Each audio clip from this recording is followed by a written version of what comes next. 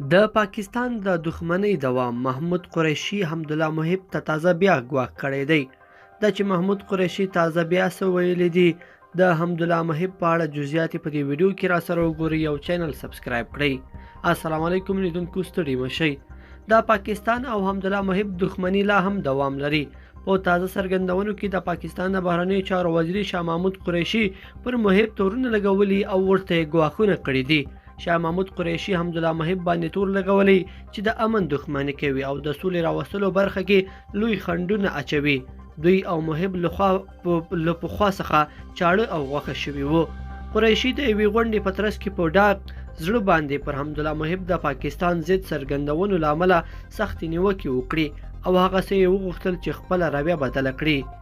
قریشي ګواښ وکړ او محب یې مخاطب کړ چې خوله دې په واک کې کړي، که نه نو هېڅ پاکستانی به لاس هم در نه کړي. هغه د سولې په برخه کې د خپلو قربانیو او مصرفونو یادونه وکړه او زیاته یې کړه چې موږ د امن او ثبات خبره کوو، خو محب ننګرهار کې پاکستان پسې خوله خلاصه کړې او په سپکه یې یادوي. هغه ګواښ وکړ که چیرې د محب د تورونو دا لړۍ تم نه شوه، پاکستان به ورسره هېڅ خبرې ونه کړي.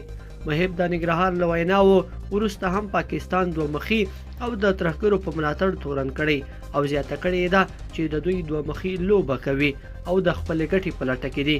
محب موده مخکې پاکستان ته ویل له ما سره اړیکې مه پرې کوه، نر سره له ترهګرو سره یې پرې کړه تر څو سیمه او افغانستان یې له شر څخه خلاص شي.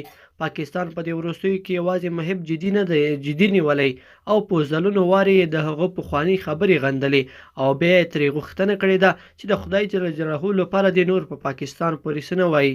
د دوی ویره دا ده چې د پاکستان په وړاندې چې اوس یوازې په دولت کې محدودو کسانو شعور اخیستی، ښایي چې د محب تګلاره عامه او تر ټولو افغانستان ورسیږي، ځکه اوس افغانان تر پخوا ښه شوي او کولی شي چې د پاکستان په وړاندې د ښو او بدو توقیف وکړي، ځکه ټول په یو اواز ان د پاکستان په وړاندې درېدلی هم شي.